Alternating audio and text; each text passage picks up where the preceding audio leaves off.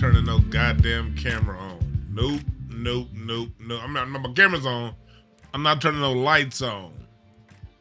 So we about to have an old school show of me here in the dark, cause yeah, I ain't turning no bright lights into my face. But welcome everybody. What's up, chat room? Make sure y'all hit the like button, hit the thumb button, hit the thumbs up on the way in here.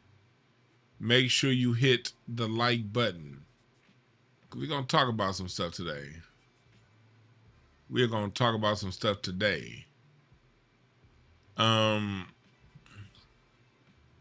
So yeah, I want to talk about this because this subject has been going around.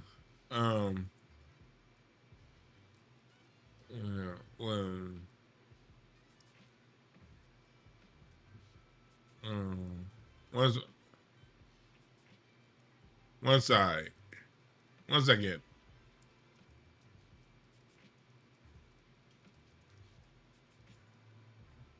There we go. So, there we go. So, I want to talk about this. I'm not African. This comes on the heels of Cam. You know, he said he's not African, and there's been a big, Cam from the Cam and Mace podcast, former rapper East Coast Cam. He said that he's not African, and it's set off this firestorm from people. And I personally think that the firestorm that is set off is nasty. It ain't cool. Who is one person to tell the other one what they are or are not? So what I want to do is I want to break it down. Oh, Shayla, it's your birthday? My mod? Shayla, it's your birthday? Happy birthday, Shayla. And let me greet the chat room too. What's up, Willie? What's up, Mr. Smoke? Donnie C. Williams. I'm not about to read all y'all goddamn names. I'm sorry. But salute to all y'all. I don't mean to be rude, but I don't mean to be rude. But yeah, I'm just not about to do that because you know where I was today? I was just downtown. And so what we're gonna do is I'm gonna give the people about we're gonna get on topic. I'm telling you right now, we're gonna get on topic in about 3 or 4 minutes. Let me let a few more people come on in here, and we're gonna get on topic in about we're gonna start the topic somewhere between the 8 and the 10-minute mark. All right. Just letting y'all know as y'all come in here, instead of playing the intro music, I just wanna do a soft intro. But this is what we're gonna talk about on the heels of the Cam and this backlash that a lot of these fake ass professors have been given. And we're going to talk about how rude that is. But before we get to the main topic,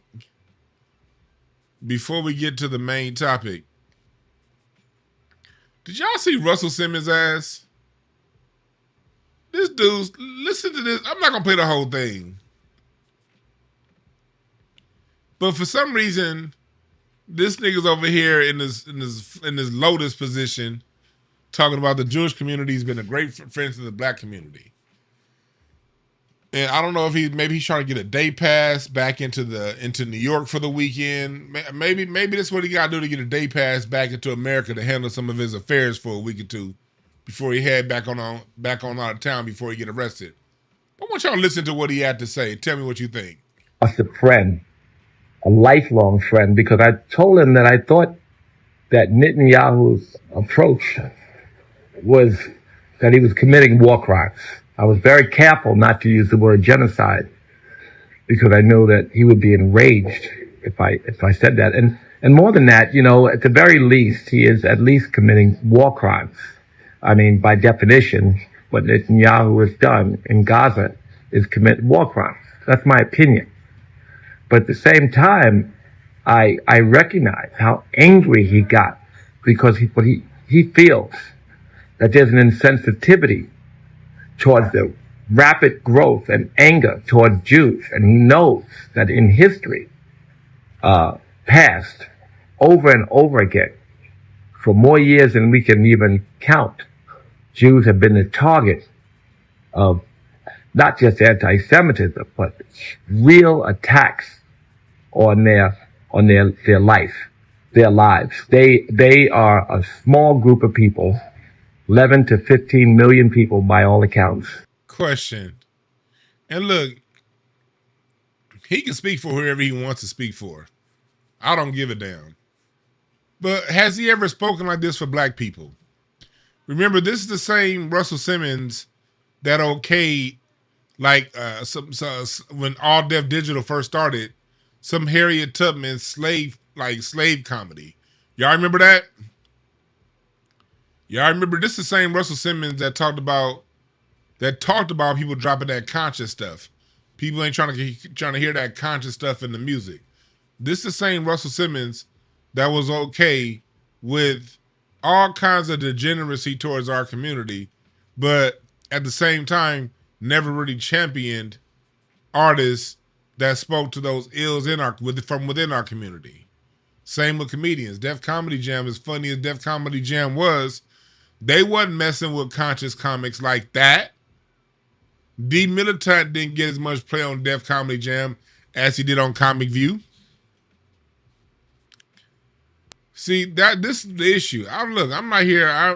If you want to speak up for any other community, have at it. I ain't really tripping. I'm not want to tell people what to do. I just always question these people who, when we go through what we go through, they have nothing to say. I mean, absolutely nothing. It's like it's not happening right in front of our face. Like it's not happening. But they can speak up for Sally Sue,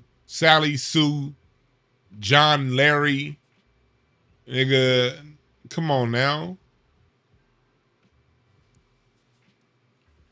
I tell y'all, he must need a hall pass. Hey, somebody sign Russell Simmons' trip slip. Russell Simmons needs his trip slip signed to come back to America.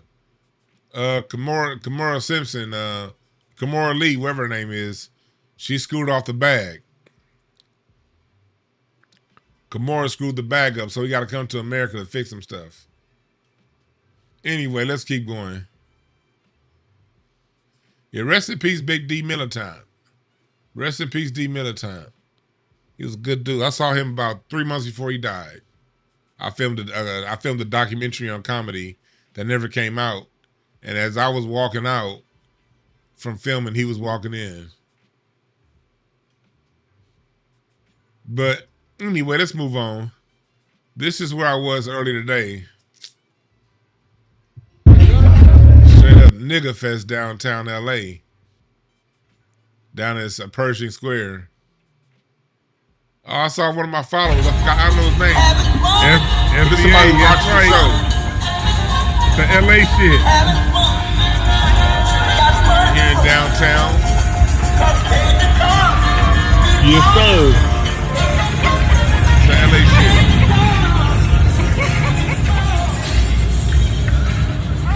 So this is Sunday in downtown LA. If you ever look, this is Broadway. This same street in a lot of movies has been used to film scenes that are supposed to be in New York. Movies like Die Hard with a Vengeance and things like that. A lot of movies literally hundreds of movies have been filmed right here that was placed in either New York or Detroit or on the East Coast, Philadelphia. They always use this one street when they want to use a Philadelphia, like an East Coast scene, but not fly to the East Coast. Yeah, but there was some crazy shit going on. He had Lazy Bone.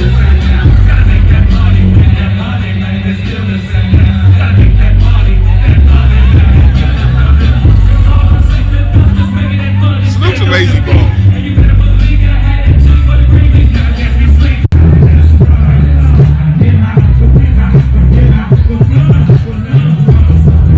Told y'all this is a nigga fest.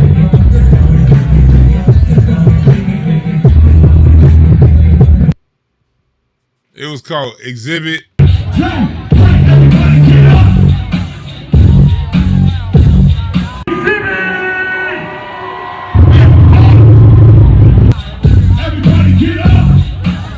had Exhibit out there. Dope as hell, man. It was fun. It was fun today in downtown LA. It was a lot. Like I said, it was a lot of nigga shit going on. What's his name showed up? The East Siders performed. I saw Razcast backstage. That was fun. And then West Coast legend Too Short. Short came on out.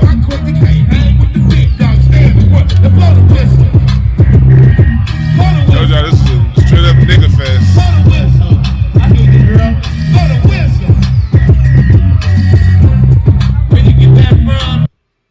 So yeah, we had good time in downtown LA. That shit couldn't happen 20 years ago. Somebody would have got shot. But them OGs got gray hairs now, so it's all good. Anyway, let's get into the story. Let's get into the topic today. Make sure you hit the like button, hit the share button, and let's get into the main topic. This video by Cameron sparked a lot of things because they're used to us saying this kind of stuff now. Those of us that don't have mainstream profiles and mainstream adoration and recognition, they kind of getting used to us talking like this now. Die Hard with the Vengeance was mostly filmed in New York. There were just certain cutaway scenes that they had to come back and film in LA. That was filmed in New York, Clinton, but there are certain cutaway scenes. Yeah, you'll see, and you only know if you're really from LA. I'm like, niggas is on 6th and Broadway. What the fuck is going on here? So many movies I done seen them run up and down 6th and Broadway like they in New York, but yeah. So you said Pershing Square is horrible. I can see you having that experience. Like when I saw how crowded it was out there, I wouldn't really be doing that. But like, I did the Pershing Square thing because I had the backstage passes. Like, yeah, that shit was musty out there. There was a whole lot of people out there. Yeah, I'm good. Anyway, let's get back to the story. So let me get it on screen over here. I think I said behind Crib. No, that wasn't Crib Mac, dog. Here we go. Okay, I found it. Here we go. I found it. I was trying to stretch it till I found it. Here we go. Well, this pissed a lot of people off. Listen, let's watch this. What's wrong with being African?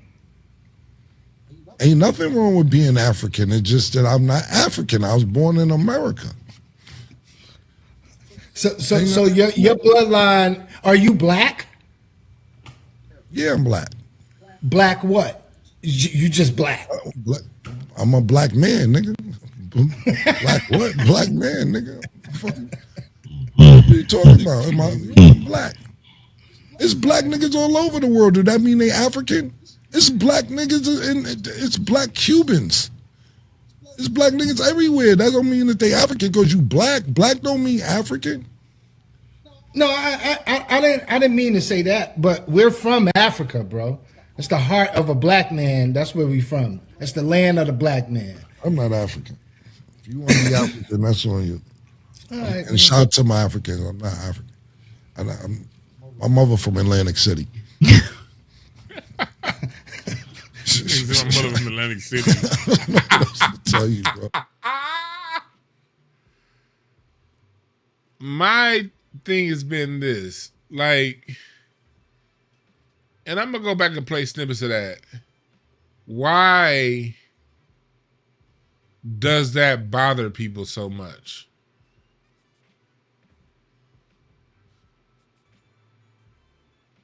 Why does that bother people so much?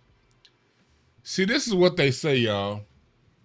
They say, oh, you're just saying that because you hate Africa. You want to deny your roots. If I say I'm from Los Angeles, that doesn't mean I hate Toledo, Ohio. If you say you from Milwaukee, that don't mean you hate Moscow. If you say you're from New Orleans, it don't mean you hate Nairobi. It just means you're from fucking New Orleans. That's all. Why does this bother people when we say we are from America? I'm going to tell you why. It disturbs people's cognitive dissonance. I didn't really realize this, chat, y'all. Chat. Listen to me. Listen to me. Poppy, listen to me. People bought the propaganda hook, line, and sinker. So when you say I'm not from here and you can back it with your genealogy, what that does is it makes people feel insecure about their knowledge.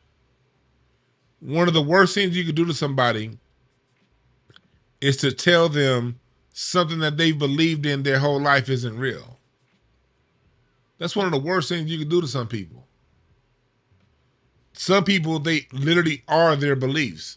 There are a lot of people out there who never take the time to tap into themselves. That's why, y'all, it's very important that you tap into yourself.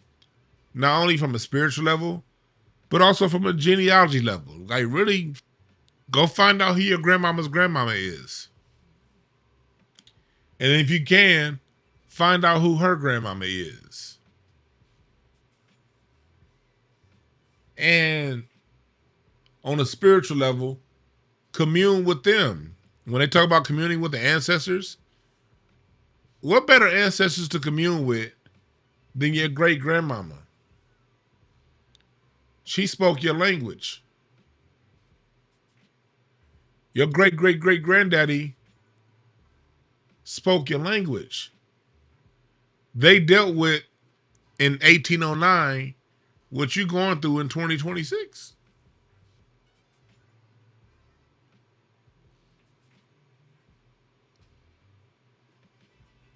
I had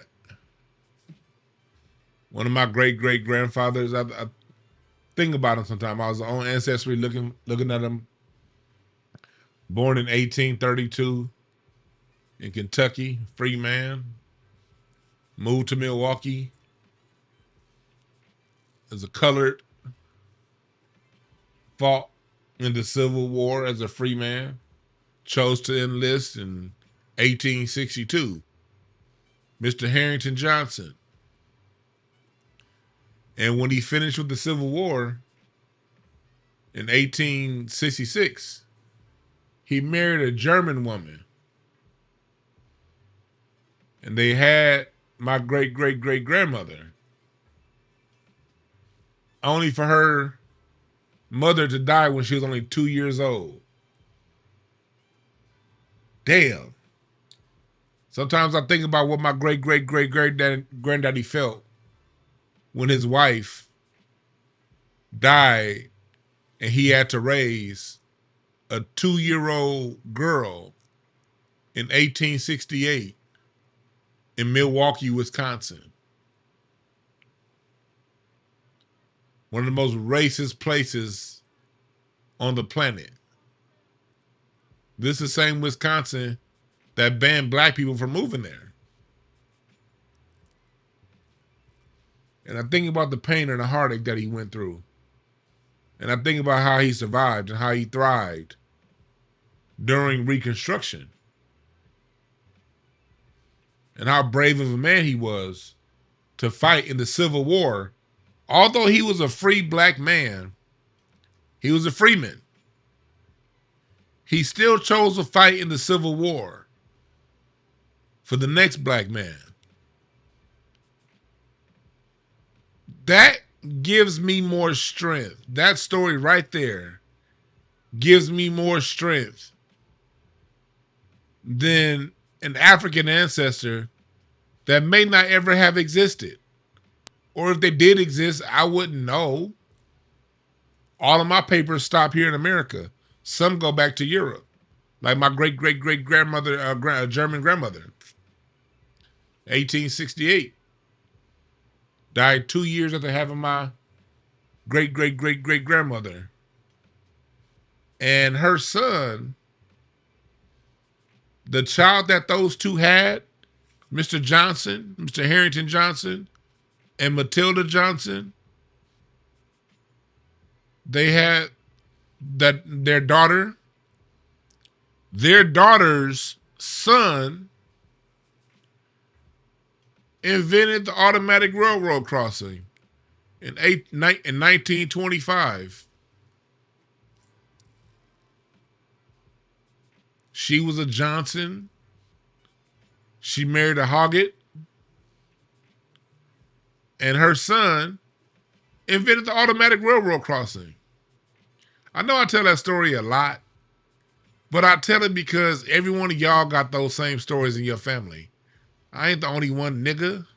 Look up your own goddamn history. I promise you, you have a great grandmother, a great uncle, a great grandparent, grandmama, granddaddy, a great, one of your greats done did some amazing stuff.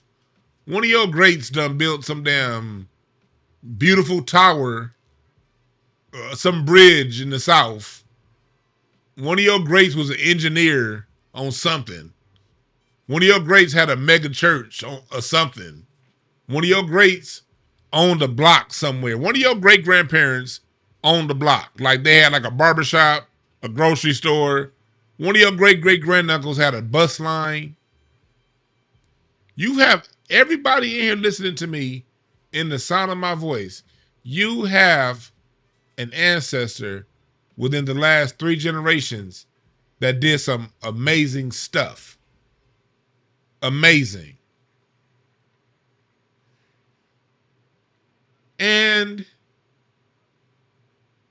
in my opinion, and y'all tell me what y'all think, chat. I ain't been looking at the chat. I just kind of been doing a transmission from how I feel. I'm just speaking through feeling right now. Just using logic and common sense. You have a great great grandmama, uncle, auntie that wrote an amazing book, that paved the road, invented something on the rail line. Hell, black people have over 132 patents just involving the train alone. My great great granddaddy ain't the only one. What do you think about that? You have these ancestors that was right here doing some amazing stuff. And they were never, not one canoe came from Africa to save them, if they came from Africa at all. Let's just say they did. A lot of us didn't, but let's say the ones who did. It was Morocco was the first country outside of the United States to recognize this country's independence. So it was Africa that recognized the United States as a sovereign nation and created direct trade sovereign from Great Britain. Do y'all know that? And then this some people say, well, no, Dwann, that's cheap. That's cheap. Those was the Northern Africans. We is... Okay, nigga, then tell me if... Okay, you niggas keep telling me Africa, Africa, Africa. When Morocco recognized the United States in 1778, that was 150 years after slavery started in America. Let's think about that for a second. Slavery supposedly for the Anglo-Saxon slave trade. The Spanish was coming over here in 1526. But we're just dealing with the Anglo-Saxons. We're just dealing with the Anglo-Saxons. The British. 1619, 1620. Something like that. That's what y'all tell me? You mean to tell me I had ancestors that was right here growing tobacco, picking tobacco, selling tobacco, creating textiles, and not one ship came from Africa to take somebody back home, to start a war, to say, hey, y'all can't fuck with my people like that? Did that ever happen? The answer is hell no. And that's for the people who do have African ancestry. if you're one of the 388,000 that have direct African ancestry. Yeah, according to the papers, it's 388,000 of you mofos. According to my paperwork, I ain't seen it yet. But let's go back to my question. My question is this: what's more powerful, man?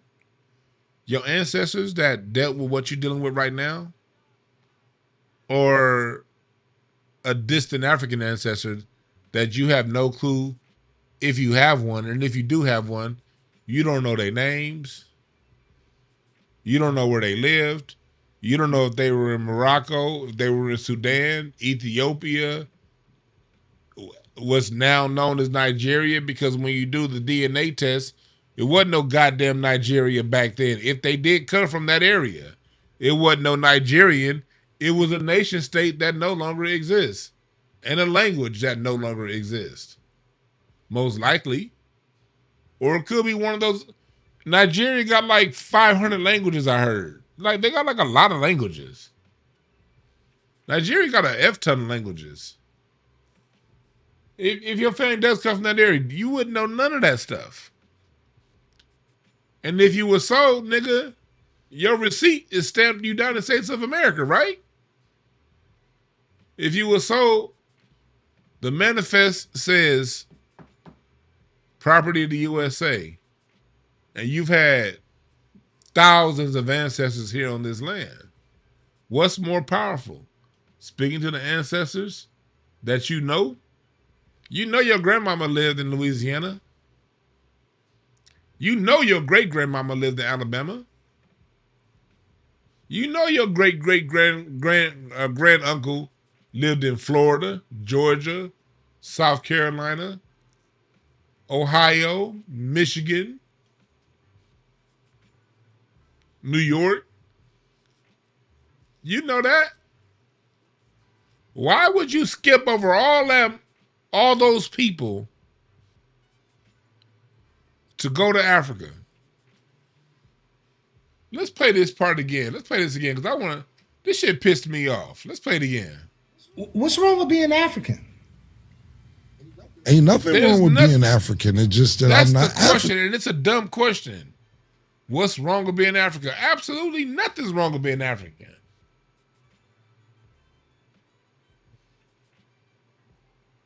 Yeah, you ain't gonna get me to jump in that trap and talk shit about Africans. Like Cam kind of jumped into it. He said they breath stink. A lot of them do, but it's a lot of niggas from Tennessee who breath stink too. So I'm not gonna jump into that. I'm not gonna say that. But no, there's absolutely nothing wrong with being African. There's not. I respect Africans. I really do. I respect them. I respect Africans enough to recognize that me and thee are different. That's how deep my respect for Africa goes.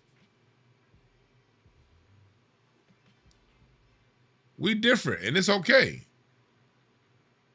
I haven't seen my reflection in Africa yet. Maybe I ain't seen everybody on Earth yet. I may one day see my reflection over there in some kind of way culturally, in some part of that continent. But I do see a reflection of myself in Philadelphia. I see a reflection of myself in DC all the time. I see a reflection of myself in goddamn Seattle. Reflections of the way life used to be. Like, I see the reflections.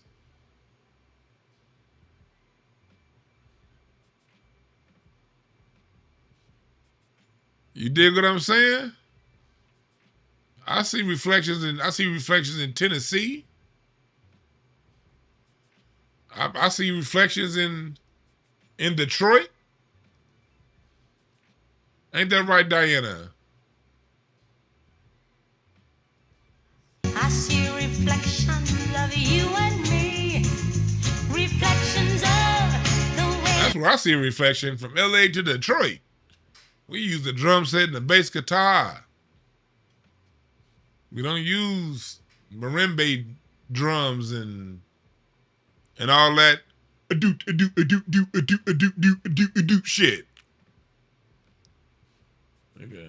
We use goddamn DW drum sets.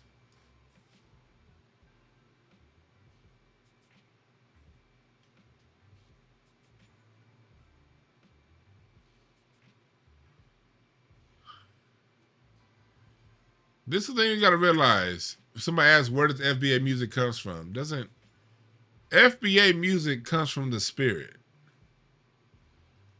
Can I keep it a buck with y'all? Can I keep it a buck with y'all? Our music comes from the spirit and is constantly evolving. That's the whole truth. All this, it comes from Africa, that's bullshit. Comes from the spirit and it's constantly evolving. One staple of Black American music here's how you test that. Don't just believe what I say. Listen to it. Black American music constantly evolves. What's the evolution of African music? The evolution of African music is Afrobeat. Where does Afrobeat start? In fucking America. All of the Afrobeat, everything Africa that evolves is a copy and an imitation of what we're doing here in the United States of America. When it comes to jazz in Kansas City in 1926 don't sound a damn thing like jazz in New Orleans in 1914. Stride in New York in 1917 don't sound a damn thing like what's going on with Chicago jazz with King Oliver in 1919. Listen to King Oliver's Creole Jazz Band out of Chicago by way of the South. And then listen to James P. Johnson in New York. You're going to get completely different sounds. 3 or 4 years apart, different sides, but all sharing with the same common bond of instrumentation. Our music is constantly evolving. Stride music, when the swing got to New York, Fletcher Henderson, when Count Basie, and when that swing sound got to New York, especially starting with Fletcher Henderson, it incorporated stride. But the stride waterfall is also in rhythm and blues. We incorporate things, but we always pushing it forward. Forward, forward, forward, forward, forward. It ain't a goddamn thing coming from Europe starting anything moving forward.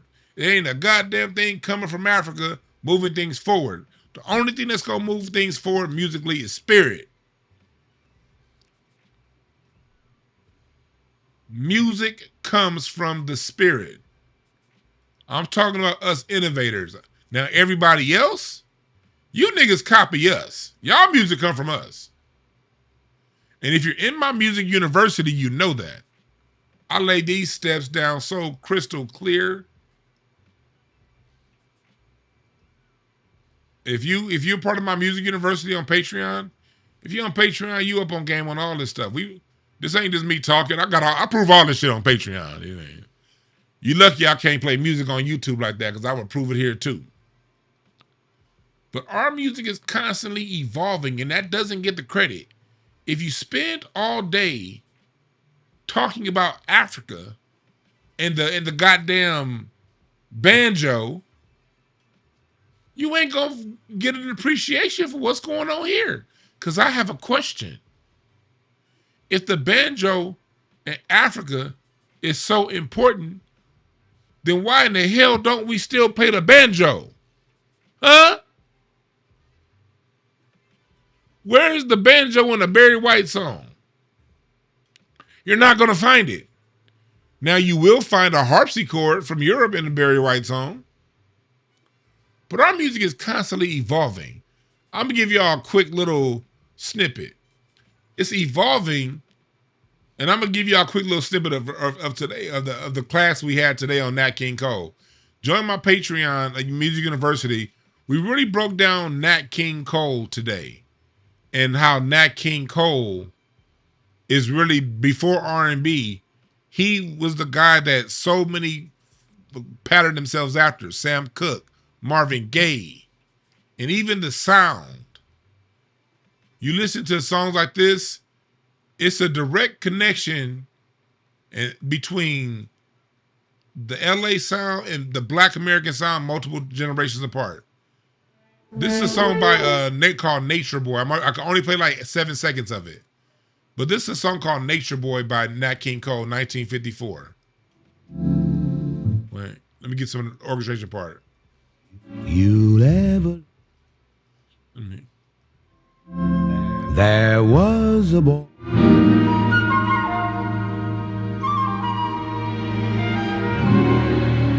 You hear that lush orchestration? They always want to equate Black American music to suffering and slavery. Nat King Cole, you hear that beautiful lush orchestration? That lush orchestration carried on later on down the line into Barry White. Barry White doesn't happen in a vacuum. Barry White happens in an American environment, with growing up with the Nat King Cole sound, and then adding to the sound with your own thing. No, not this song. I want this song. You go from that to this. Nothing's gonna go wrong. So you hear a building. Nat King Cole didn't have a drum set in a lot of his music. He didn't use a drum set. But the orchestration that you hear was a staple in his music.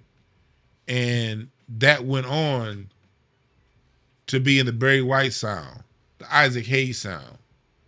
Don't none of that shit sound African. Don't none of that sound African.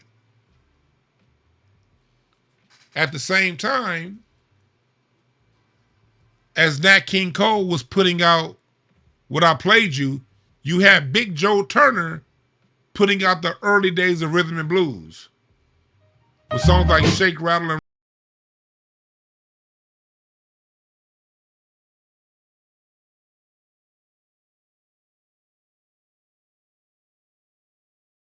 African. How is it at the same time Shake, Rattle, and Roll is on the top of the charts, you got Nat King Cole playing what he was playing, and at the same time you got Art Tatum doing this over in jazz? You got Art. All this is all happening at the same time. Art Tatum.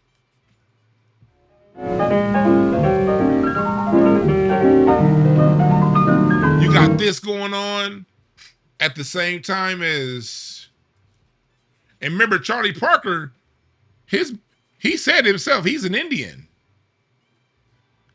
He's Charlie Parker's always called himself Native American.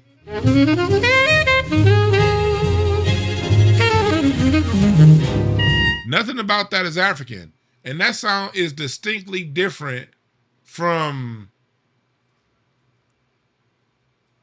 all this music is happening at the same time. That sound is distinctly different than this.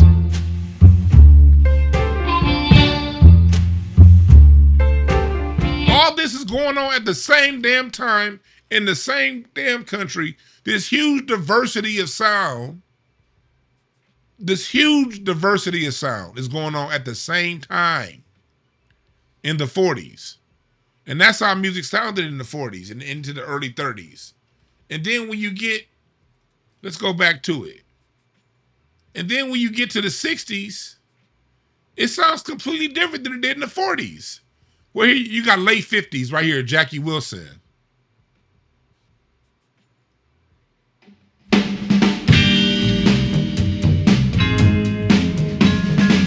This song right here is what Berry Gordy wrote for Jackie Wilson. You got that going on at the same time as Lonely Teardrop. That's all late 50s.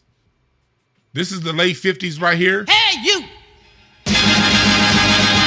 Come out here on the floor. That's the late 50s. And then just a handful of years later, when you get to the mid 60s, it changes into this.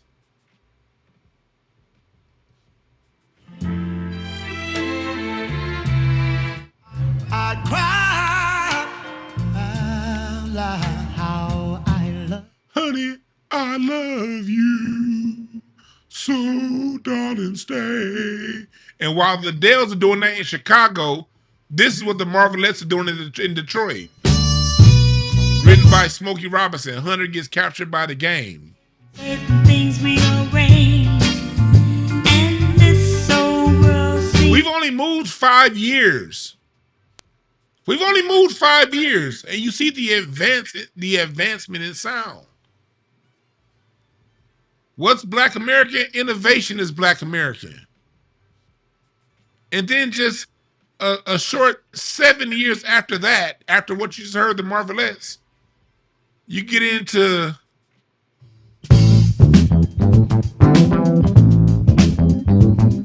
that's not even a full decade removed from this song we were playing earlier. That's not even a full decade in evolution. From this in rhythm and blues. Okay, we don't even move a full decade from that to this.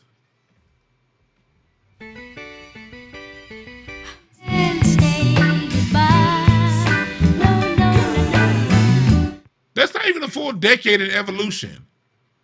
Rest in peace, James Carmichael, my father-in-law's music. Man, I almost got the tear coming up. And that's only 5 years removed from this. Well, all right. Star Child. You hear this diversity of sound?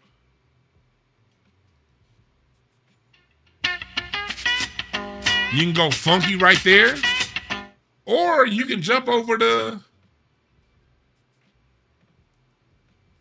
Jimi Hendrix. And we over here with it. Where's the Africanness in any of this shit that I'm playing? Jimi Hendrix is literally flowing right here and playing a guitar. Outside and all the neighbors start to go for me.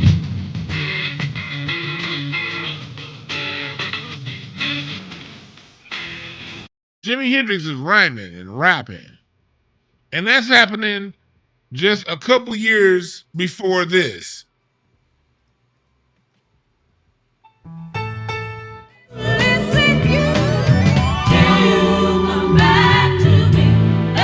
And that's only a couple years before this.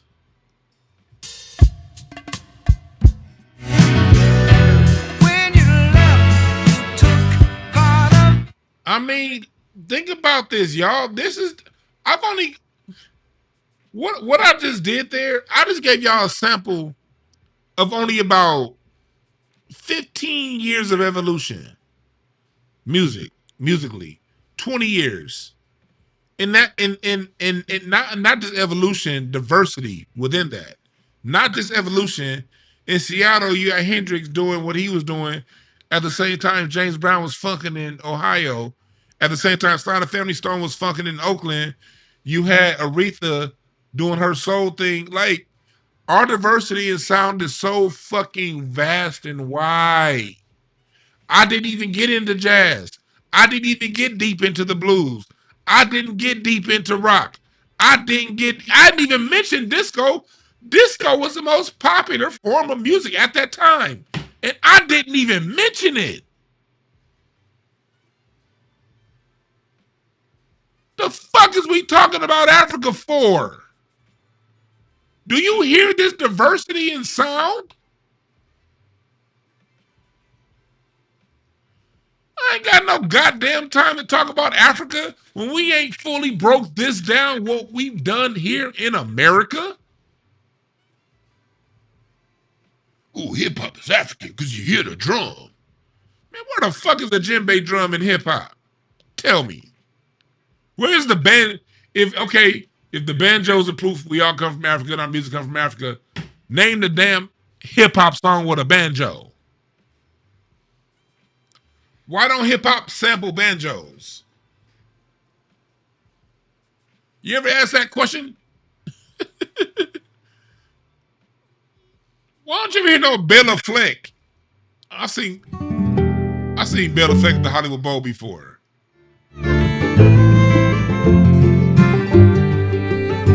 You ever hear that shit in the hip hop sample?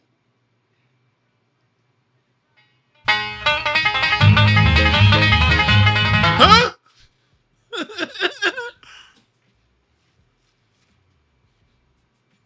Come on now. You ever hear that in the hip hop sample?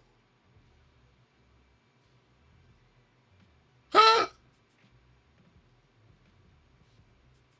I mean, for real, y'all. Come on. You ain't never heard nothing like that.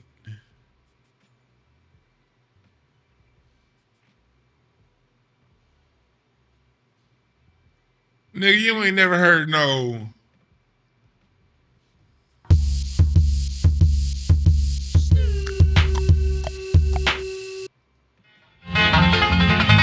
Can you imagine that? Can you imagine that shit in a Snoop song? Chat room. Can you imagine that? That shit would not fly, Marty. You don't even get, like that wouldn't even work. A banjo and hip hop. That wouldn't even work. Like you be sitting here playing something.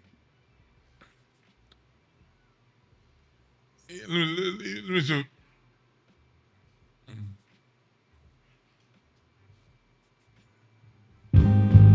No, that's not that song. Yeah, yeah. SV and the roots, we the family tree. SV and the street. Come on. Long as it's funky.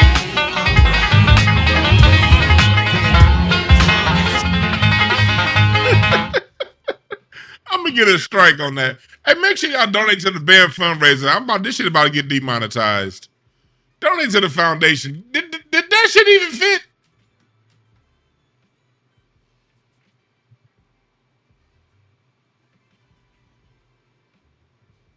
It wouldn't even work. Look at now, like jazz has evolved now. Like you listen to what Thundercat is doing.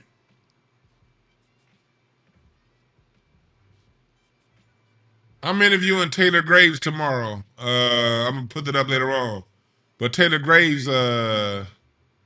produced a lot of the stuff with Thundercat's newest album. But like, you see the shit Thundercat's doing?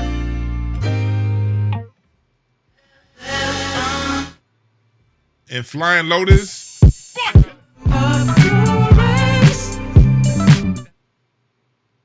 I mean,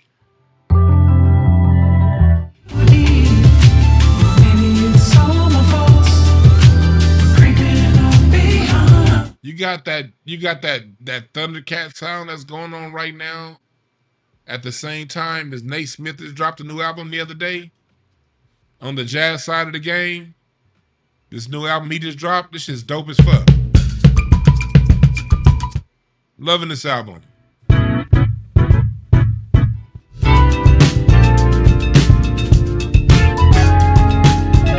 That just dropped like 2 weeks ago on the jazz side of the game. The jazz side of the game is evolving so much right now. Adrian Young got some dope shit going on.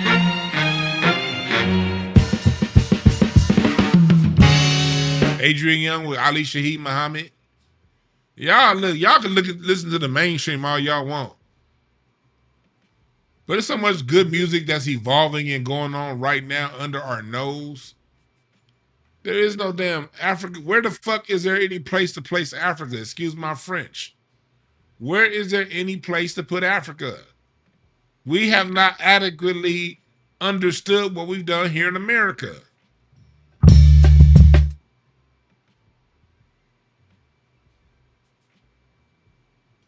We have not adequately taken account of what we've done here in America.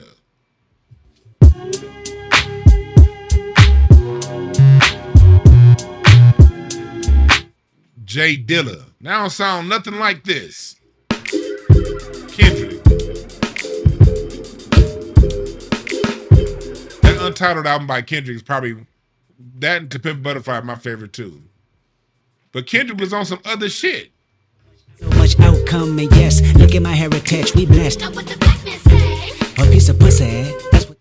Man, Kendrick, and that came out the same year as Anderson .Paak.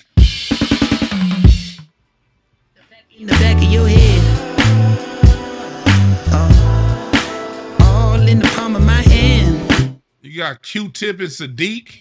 And it began. We just keep on fighting, just a little bit. Love, just a little bit. Fighting, just a little bit. Love, just. Come on now, nerd. Before you go, I want to talk to you. Chat, where the hell is Africa in this? Where is it? We got to get down to the nitty gritty with these people. That's what my grandmama would always say. All right, if it's African, damn it, prove it. When and where did that thing that we have right now come from Africa, and how often do we use it moving forward? That's the next question. And how often is it used moving forward? Okay, the banjo came from Africa. Where's the banjo in the music? Huh? Let's get to the nitty gritty. And why don't we use the banjo? It's still there. Right there. We can go pick a banjo up at the Guitar Center right now.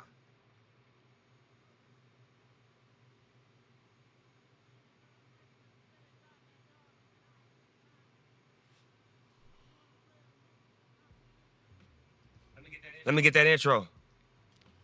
Listen. Just call me, baby. Call me. I'll have you scream. I love that shit by Anderson .Paak. Hold you all night. You got that going on at the same time as I tell you what you do have that is consistent though. You got the 2/4 backbeat that's distinctly American. The 2/4 backbeat is a beat that comes out of the United States of America, not Africa, not Europe.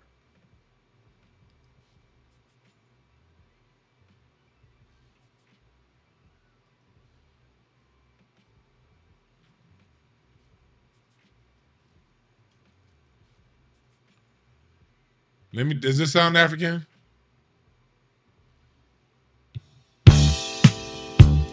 Come on now. What y'all know about that? Stars in Your Eyes. I've got to say. Like where the song opens up.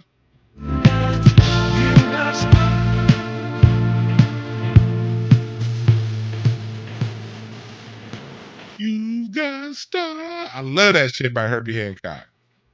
And that same Herbie Hancock that released Stars in Your Eyes is the same Herbie Hancock that released The Watermelon Man. Y'all heard that on different TV commercials.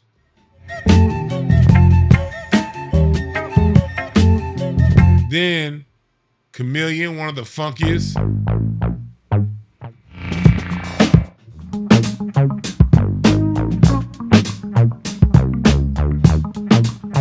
That's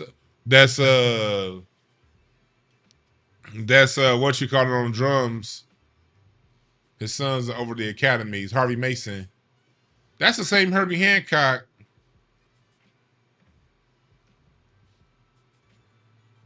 That's the same Herbie Hancock that did Maiden Voyage.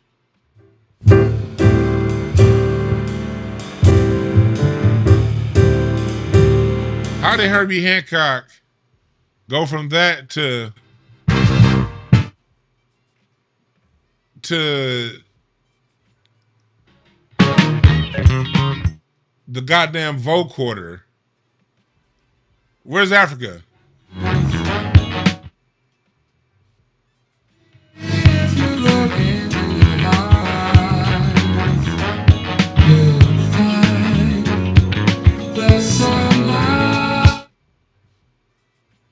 That is all what you call cultural continuity, folks. And this is his next album after that. And then one of my favorite songs from Herbie, Bubbles. This is some meditative music right here.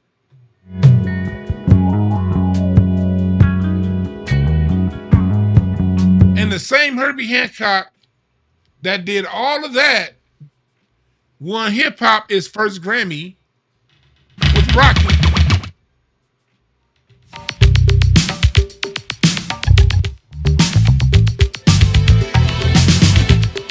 How did that happen?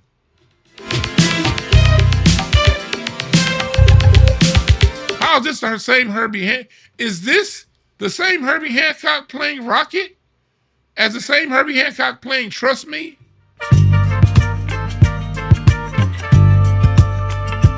I love that shit right there. Trust me. You want to relax?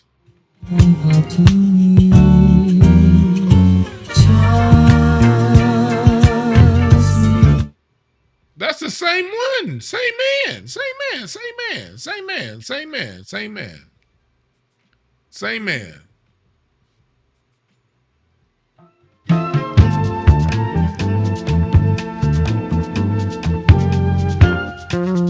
Same man. Same man.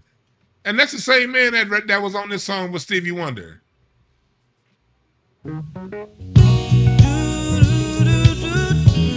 Same Herbie Hancock. That's just one Herbie Hancock with all those diversity of sounds, and not one of them damn sounds sounded African.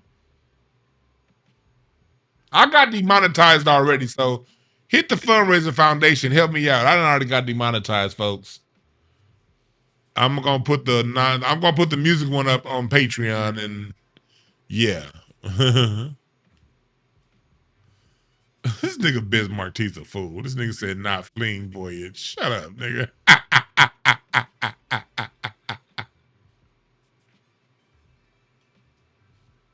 Like, dude. And then we can go into now. Like, this is my contemporary R&B soul playlist.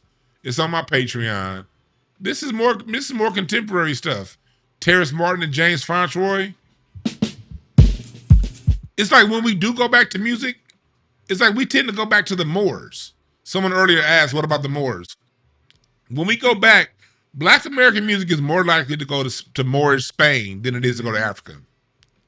Songs like Flamenco Sketches by Miles Davis, Sketches of Spain by Miles Davis, John Coltrane, a lot of your flamenco sounds, and the songs like this is Too Late by Terrace Martin.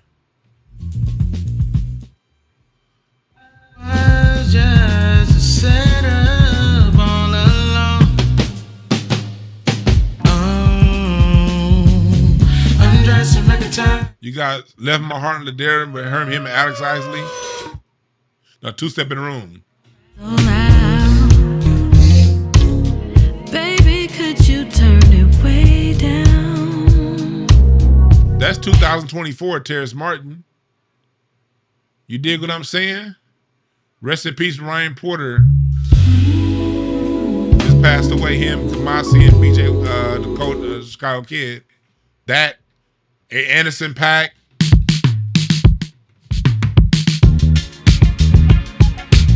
This is music that's out now.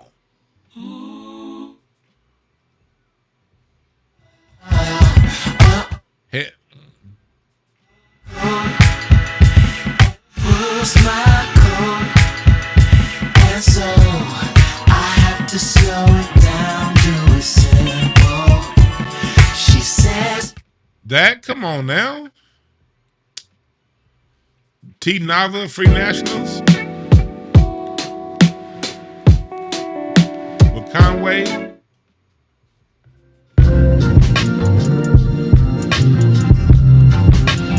This is now. Our music ain't. Please. Robert Glasper. Let us see her beautiful voice. Man, let us see can sing her ass off. No matter if the rain falls when you got house music. It's that moment when you realize that the thing that got you here. Robert Glasper with music, man. Please. The RH Factor. Can you picture how a melody gets thought into existence? Rhythm section hits it and upholds it with persistence. Come on. You got Corey Henry. 2, 1, 2, 3. Come on now.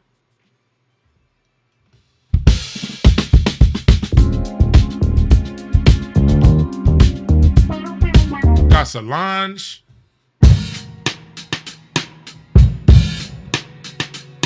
Thundercat.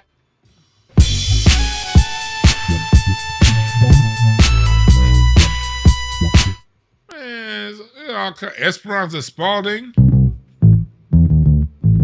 Brandon Williams.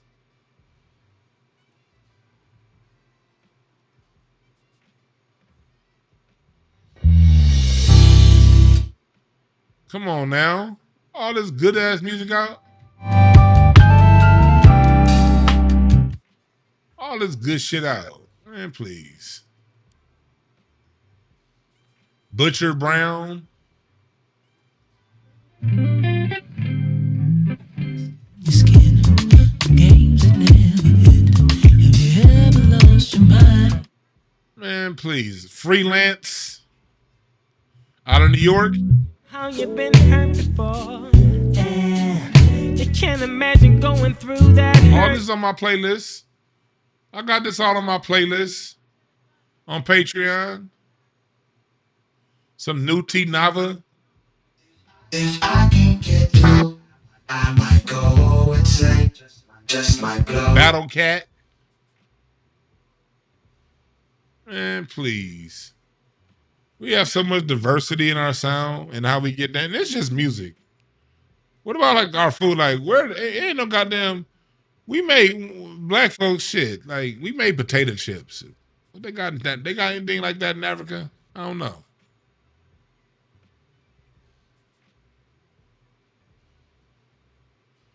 But look, I just played y'all music from my contemporary R&B playlist.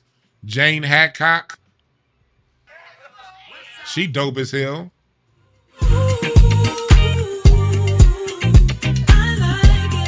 That's Jane Hadcock with Anderson .Paak. No Worries. Catalyst with Iman Europe. Catalyst is a band out of LA. Iman Europe is a singer.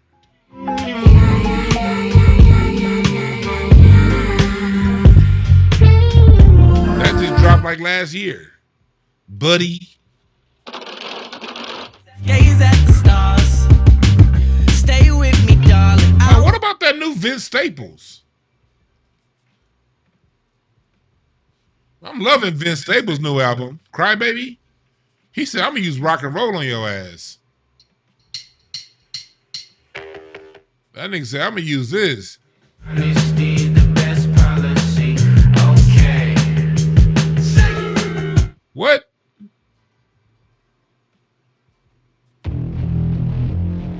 Savage. Another death from the jungle. You better.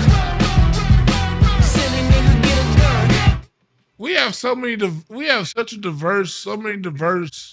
ways of expressing ourselves sonically. But here's the thing, y'all. You will never explore it if you focused on Africa. So I'm going to end this the way I started it. How do your ancestors feel who knew your mama's name? There's somebody who named your mother. There's somebody who named your great-grandmother. Somebody named your great-great-grandmother. And they spoke English. The person who named your great-great-great-grandfather spoke English. They lived in Alabama, Wisconsin, Arkansas, Mississippi, Louisiana. You're going to skip over all these people. The people who are responsible for naming your grandmama, you're going to skip over all of them to go back to a mythological Africa. You have to ask yourself what's more logical.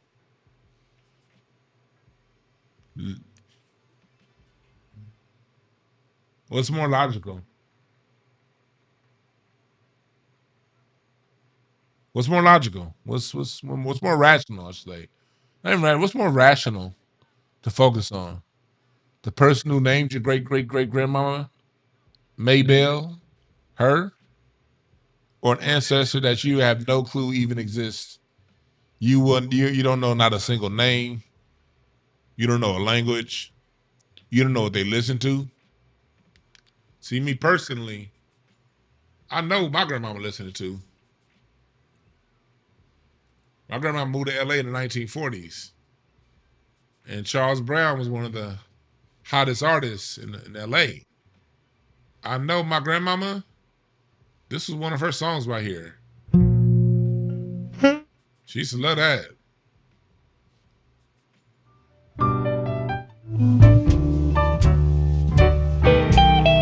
My grandmama loved Charles Brown.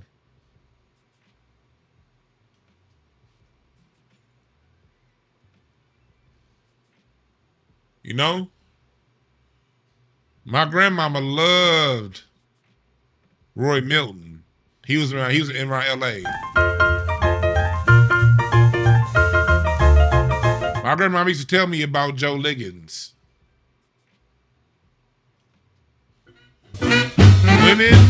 Whiskey, women, and loaded dice. That's the name of the song. Whiskey, women, and loaded dice. Yes, I must confess. Boy, you better. My grandmama was dancing to that.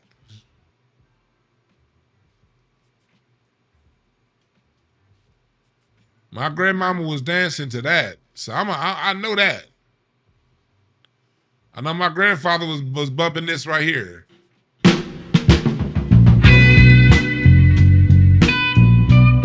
I know that's my grandfather was listening to. So it's more important, I think, that you honor those who were here and you acknowledge them. You acknowledge them. You acknowledge them. You acknowledge them. You honor them.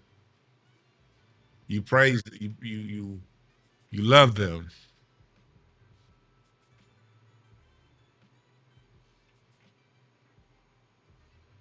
And I think there's so much love for your grandparents and great grandparents and aunts and uncles. Because remember, there were aunts and uncles that helped your great grandparents out, great aunts and great uncles. My great grandmother, her mom died young, and her uncle had to take her. But her uncle, after he took my great grandmother, he killed a white man in Louisiana.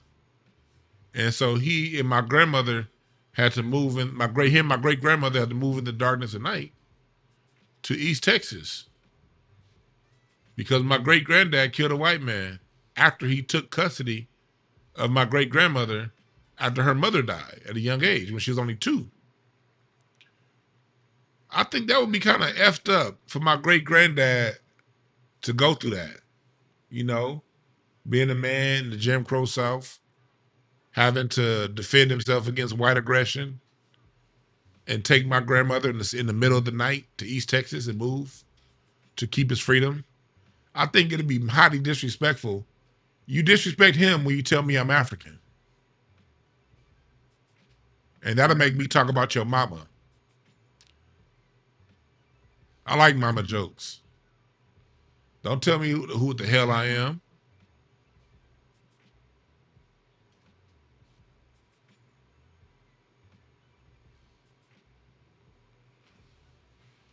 You know why I know these stories? I appreciate that, quintessential millennial. But do you know why I know these stories?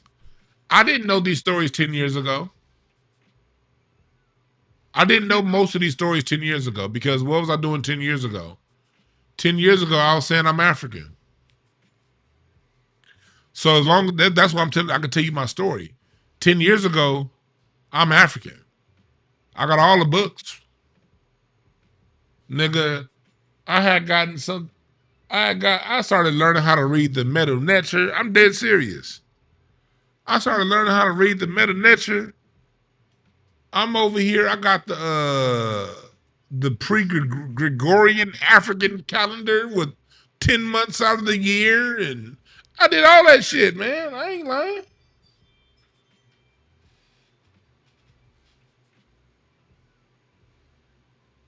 My back.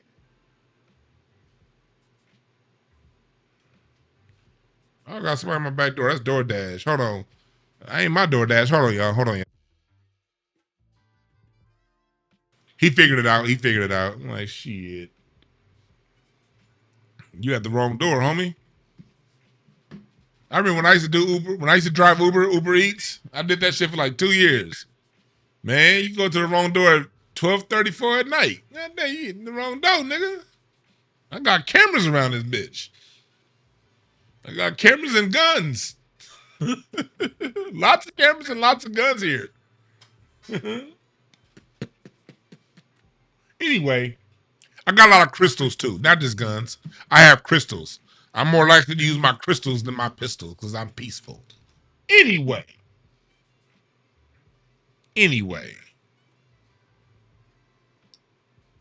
Oh, where's Rocky? Rocky right here asleep. Rocky chilling right now. Rocky been with us the whole time. Rocky been chilling with us the whole time. He right here. He just chilling. He ain't, Rocky don't say nothing unless something need to be said. Rocky don't say nothing unless something need to be said. Rocky right here.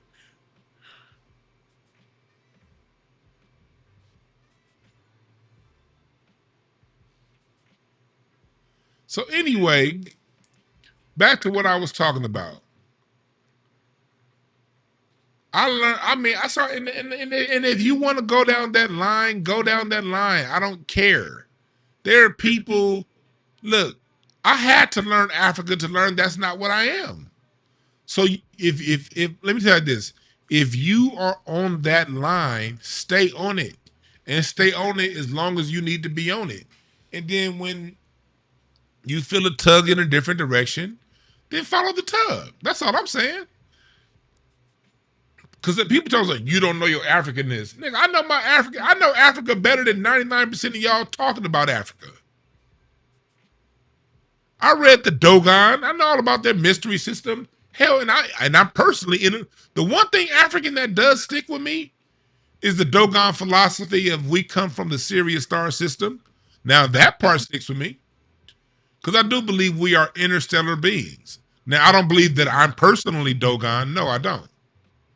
But I do believe that humans, that there is an element of humans that are star seeds. Not all humans are star seeds. Some humans are created. Cabbage Patch babies, incubators. Come on now. Let's not get retarded. I think there's all kinds on this planet. I think you got some alien folks here. You got some people that was created in a test tube. And I think you got star seeds. I think I'm a star set. I think I'm a star seed.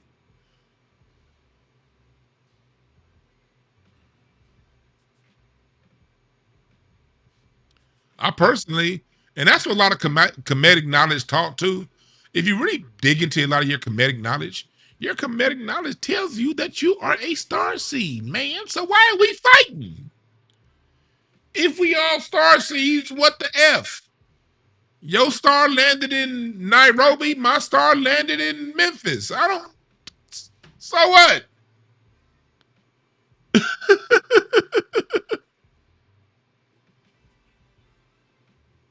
I did all that, man. I read Sheikh Anta Diop. Do you know how hard it is to read Civilization of Barbarism? I read Civilization of Barbarism by Sheikh Anta Diop. Man, that's one of the hardest books I ever had to read in my life. I done read all the Dr. Ben books, all the Dr. John Henry Clark books. And I'm very well versed in white people history too. Because I got a white man's degree from a white man's college. And I had to take a lot of white man's Western history to get that degree. I had to take Western history. I had to take world history, which in America means the history of Europe and Asia. I know their history too.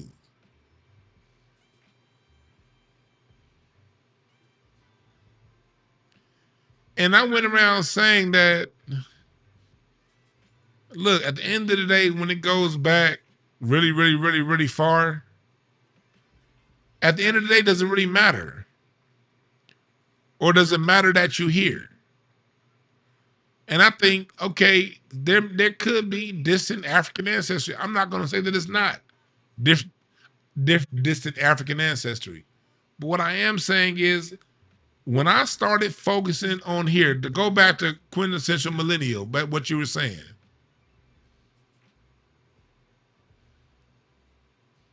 when it come down to it,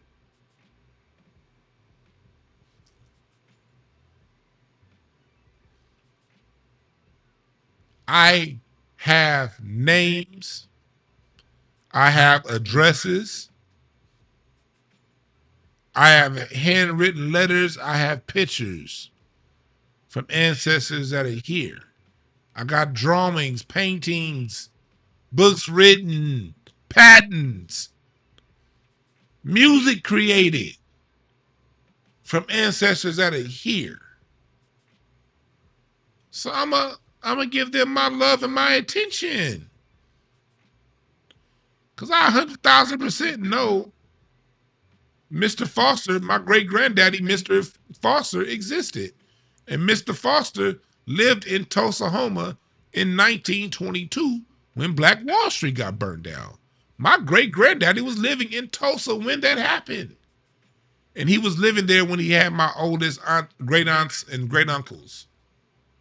I mean, grand aunts and grand uncles. Mr. Foster was living at my oldest Uncle Raymond, my aunt Margaret. They were born at that time. My grandmother was born 8 years after Black Wall Street, but she was still born in Tulsa, and her older siblings were born there. And my great granddaddy was living in Tulsa when that thing got burned down. And I understand that because my great grandmama, Miss Gertie, was living in Tulsa, Oklahoma at that time. My grandmother's eggs, the eggs of my grandmother, and by extension, according to science, since my grandmother's eggs were in my great grandmother, that means the eggs she had from my father were in her during the time of Tulsa, Oklahoma, Black Wall Street. So that means if my great grandmother had my grandmother's eggs, whatever trauma my great grandmother experienced living in Tulsa, Oklahoma in 1922 from seeing the town get burnt down because of color, whatever trauma my great granddad and my great grandmother had got expressed through their genes when they had my grandmother. And that trauma that was expressed through their genes by way of my grandmother was passed down to my father. And my father was in Los Angeles in the 1950s. And my father saw Malcolm X's mosque get shot up as an 8-year-old on Broadway in 57. My granddad saw his uncle get 2 horses pull apart his uncle in Wilmington, in Mississippi, Wilmington, Mississippi, not Wilmington. Y'all know what I'm talking about. It started with a W, in Mississippi. My grandfather had to see his uncle get pulled apart by horses. All of that trauma and DNA got expressed in their genes. And there's nothing that anybody from Africa came to do anything about it. But you don't know this shit until you leave Africa alone and focus on your own damn family. I say this, yo, before you even get into American history, get into the history of your family. Get into the history of your family. Get into the history of your family. Get into your family history. Get into your family history. Study your family history. Look into the times in which your family lived. I have family in Van Buren, Paw Paw, Michigan in 1902, building the courthouse as a stonemason. My great-granddaddy Get into your family. Get into your family. This nigga Bismarck, he says, some niggas descend from Yakub.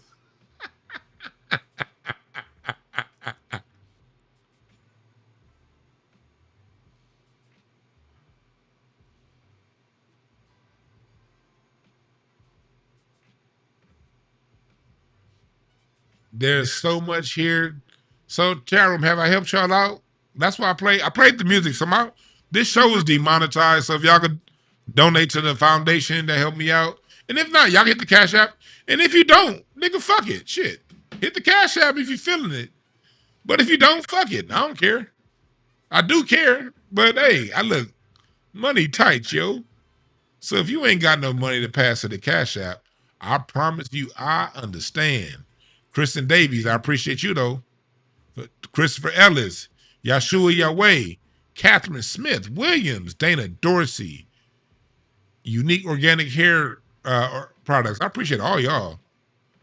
I appreciate all y'all.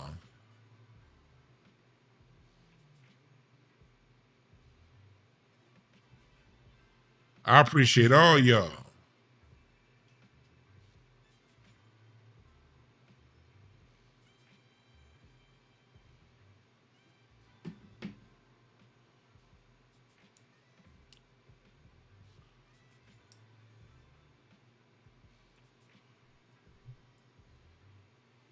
All right.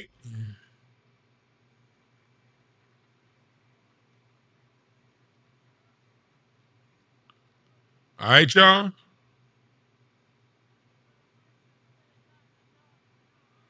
They finally got indigenous names. Right.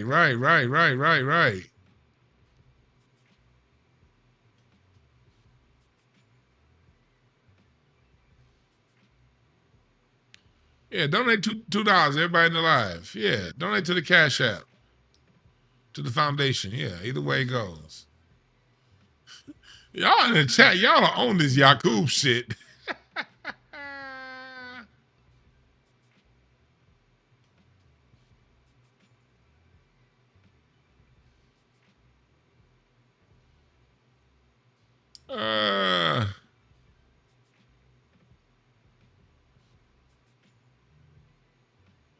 Yeah, I appreciate that.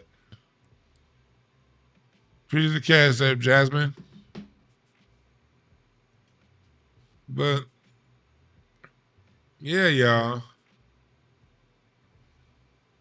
But y'all see what it is.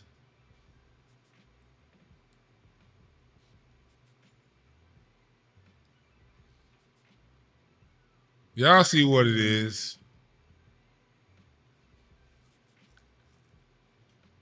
Y'all see what it is, all right?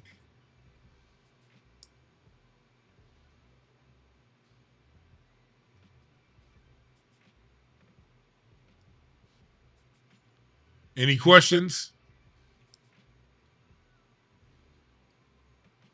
Any questions?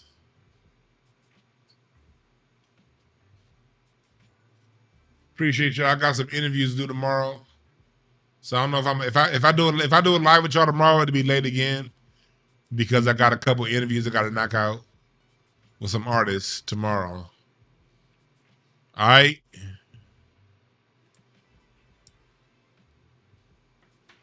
Thank y'all again for listening. We out.